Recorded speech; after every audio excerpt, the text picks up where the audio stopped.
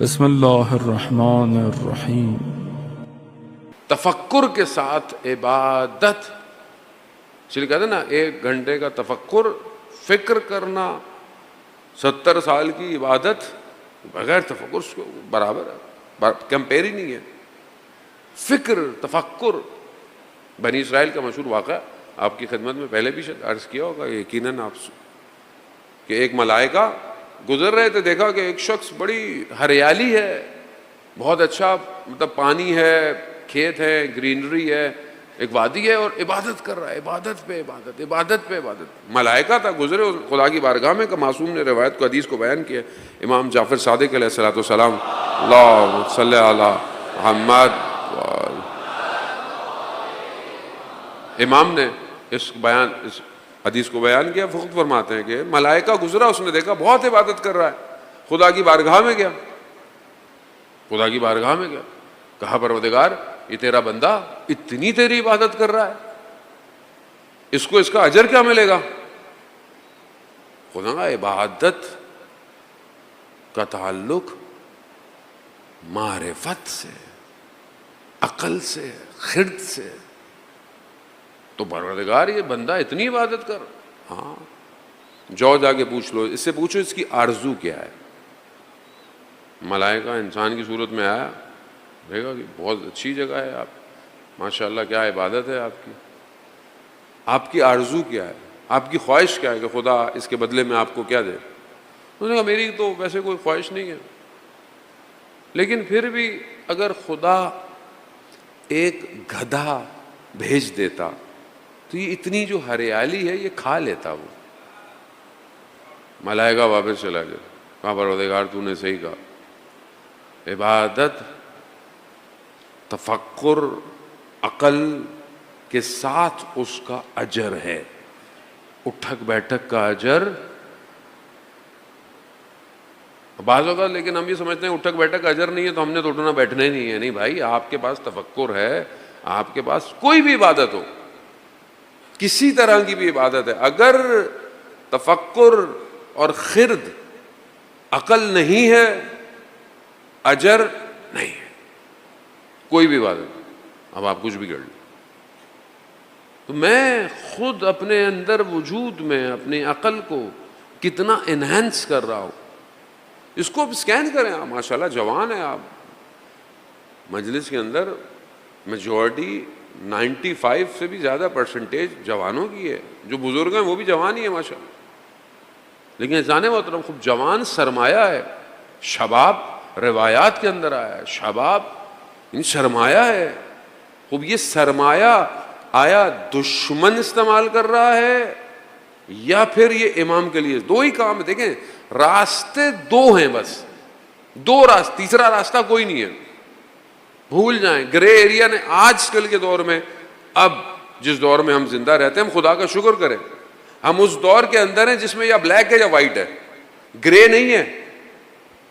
ہم یہاں سے دور سے دیکھتے ہیں نا، کوفہ، بصرہ، گرے تھا، آسان نہیں تھا، بہت مشکل کام تھا، جو پروپیگنڈا تھا، جس طرح کا پروپیگنڈا تھا، وہ آسان نہیں تھا، مشکل تھا۔ ایسے ایسے لوگ، بڑے بڑے لوگ کہیں اور چلے گئے۔ مدینہ گرے ایریا تھا، ابھی آپ کے سامنے حق اور باطل واضح ہو گیا۔ ہم تو جس دور میں ہیں خدا کا شکر کریں کہ یہ حق ہے، یا دنیا پچھلے کچھ دہائی تک اسی کنفیوژن میں رہی، حق کدھر ہے، حق کہاں ہے؟ امت مسلمہ، مقدس خادمان حرمین شریف، دنیا تو اسی میں ہی بنتی رہی نا، اور بن بھی گئی اور پبلک بھی بناتی رہی اس کو۔ کیا ہوا؟